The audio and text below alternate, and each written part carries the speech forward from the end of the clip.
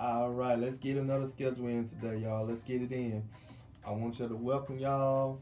I want to welcome y'all. Welcome to Sports and Knowledge. Newcomers, thank you for joining.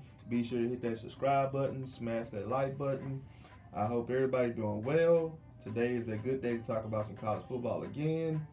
We have exactly 31 days left before the first college football game on August the 27th on a Saturday. Today I'm going to talk about the North Carolina State Wolfpack. And yes, people, there are some people out there that actually think that North Carolina State Wolfpack would make the college football playoffs. Do I think so? I don't see it, but we can go over their schedule. I do know they're pretty competitive in the ACC now. Outside of Clemson, they probably second in the last 5 years in wins. It's in college football in the whole Power Five. They're probably in the top 9 or top 10 with the most wins. Everybody know they won 9 games last year. They went 9-3. A lot of talk last year. There was a lot of talk, and going into the off season, saying they was going to win 10 games. All of this, yada yada yada. If you didn't know, their last game of the year, their bowl game, was supposed to be against UCLA. Unfortunately, UCLA was unable to play based on COVID cases. A lot of the fans of North Carolina State, a lot of North Carolina State fans were saying that was their chance to win 10 games. Well, what I say is, if that was their chance to win 10 games, they should have beat Miami. If they would have beat Miami or Wake Forest, they wouldn't have to need that bowl game to win 10 games. Of course, they was anxious about winning 10 games because that would have been the second time that program ever won 10 games. But, like I said, they lost 1 point to Miami. They lost by 3 to Wake Forest, and they could not stop Wake Forest on any third down plays. It was ridiculous. If I was a defensive coordinator, I probably would have tore my hair off my head. But let's get on to the roster and depth chart, guys.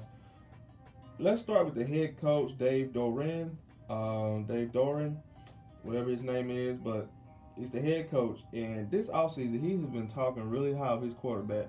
His quarterback name is Devin Leary. Devin Leary is he might be the best quarterback in the ACC. It's between him and Sam Hartman now that Kenny Pickett is gone and Sam Howell is gone. But yeah, he's been saying things like, oh, he's going to be the best quarterback in the country this year. He can win the Heisman. I wouldn't go that far. Now, he's good, but I don't think he's Heisman candidate good. I mean, there's a lot. Caleb Williams is definitely a Heisman candidate out of USC. Bryce Young is good. There's a lot of good quarterbacks out there, man. C.J. Stroud from Ohio State.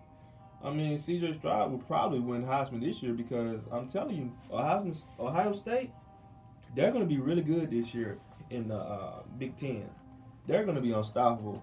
Man, who is going to touch Ohio State in the Big Ten is what I want to know.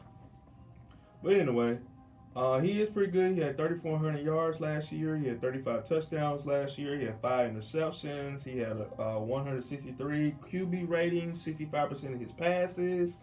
He went 6 games without throwing an interception. Now, my concern is at running back. At running back, their third string running back would be their starter this year. His name is Jordan Houston. And so, he only had 20 carries for 83 yards last year. I'm surprised they did not get a running back in the transfer portal. I'm very shocked at that. But maybe they trust Jordan Houston, because if they didn't, they probably would have got somebody in the transfer portal. But North Carolina State last year had 2 really good running backs. I think they're in the NFL. But yeah, they was really good.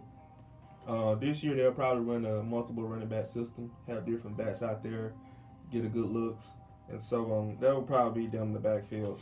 Now, let's go to wide receiver. At wideout, they will have Taylor Thomas. He's a slot receiver. Last year he had 8 touchdowns. Other wide receivers will be Devin Carter and Daryl Jones. Both Thomas and Carter had 500 yards receiving and over 6 touchdowns apiece. Carter is a big threat. He's 6'3", 215 pounds. At tight end, they have Trent Penix. and Christopher Tudor. They would be involved a lot last year, and they can make a difference versus opposing defenses. Now, at offensive line, because this is a make it or break it thing right here, offensive line. I'm very concerned about the offensive line because I always preach if you got a good line, you can have a good running game, and your quarterback can be protected. So they will have a decent offensive line. They have a star center at Grant Gibson. He's great at run blocking, and they have 3 returning starters last season. They will have a decent O-line. Defense, they will have a pretty good defense coming back. Their defense only allowed 19.7 points per game last year. That is second in the ACC, 14 in the nation. Now, they have a history of having some good defensive players. Everybody know who Bradley Chubb is. Everybody know who is Ike Nwanu. He was drafted 6th overall, and Bradley Chubb was drafted 5th overall, and they are both from North Carolina State. So North Carolina State have history of good defensive players. Now, at defensive on the defensive line, they have like a 6-man rotation. They don't really have necessarily a superstar on the defensive line. They just have a lot of good guys on the defensive line. Those guys are like Corey Dorton, Savion Jackson, C.J. Clark, D.J. Jackson, Davion Van, Travali Price. So they definitely will have a 6-man rotation on their defensive line. Now, as far as a superstar level for college football, they are superstars at the linebacker positions. North Carolina State would definitely have a top 5 linebacker group in the whole college football, starting with Drake Thomas. He had 8.3 tackles a game last year. That's 4th in the whole ACC. They got Peyton Wilson coming back. He had over 100 tackles in 2012. In 2021, he was injured. So, if he stays healthy, ain't no telling what he would do for that defense. Also, they have Isaiah Moore. He will be effective as well because he get the benefit from Drake Thomas and Peyton Wilson. At corner, they have redshirt sophomore Shaheem Battle and graduate transfer Derek Pitts Jr. They are not where they are or not where they need to be at corner, but based off what they did last year, they should have a pretty good experience from last year.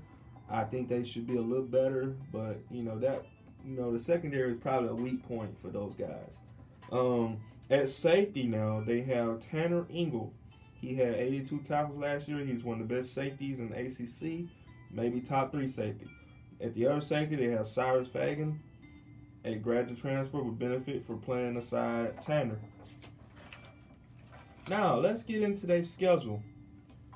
Now, based on what you think, they have a pretty good defense, right? Okay. The first game of the year, they're playing ECU. ECU, I don't think they're as talented as North Carolina State. I don't think this will be a close game. I got North Carolina State winning this game. September 10th, they play Charleston Southern. Charleston Southern, I don't even know where Charleston Southern is located. I got them beating Charleston Southern. Now, this game right here, I hope Texas Tech lose badly. I'm a Mississippi State fan, and so, Mississippi State beat us in the bowl game last year. They beat us in the Leary Bowl. They beat us 34-7. Do I think they're good enough to beat North Carolina State, a team on the road? No, I do not. So I have North Carolina State winning this game. So right now, we are looking at Connecticut. This, my friends, is a terrible football team based on Power 5. Well, they're not a Power 5 team, but I don't know what you call it. I don't even know what conference UConn is in. I know in basketball they're pretty good, but this is another cupcake, guys. The only time they won last year when they beat Ivy League school in Yale, they went 1-11 last year. They would have no chance of beating North Carolina State this year. Now, this is where they begin the season 4-0 before they play Clemson. And, my friend, this will be a very tough game. This will be the most important game of their season. I have North Carolina State losing this game. This game is on the road. In my opinion, if they want to make the playoffs, they would have to go through Clemson. They beat Clemson last year in OT. They beat them 27-21. But this year I expect Dabo and his team to have the offense playing better. and the defense would definitely not have any problems. That defensive line and front seven of Clemson is a nightmare. I'm telling you, that they a nightmare. They're gonna have about 6 guys go in the NFL next year on the defensive line. It's that scary. Let's go on to October the 8th when they play Florida State. I got a win right here, Florida State. I think they're 1 year too early for Florida State. I think next year they'll be better. I know they're better this year, but their schedule is pretty tough. This is not a road game for North Carolina State. And North Carolina State beat them last year 28-14. So I have North Carolina State win. Again, I think they are a little bit more talented than North Carolina State and a better balanced team than Florida State. Now, October the 15th against Syracuse. This is a bad matchup for Syracuse. I have North Carolina State winning this game.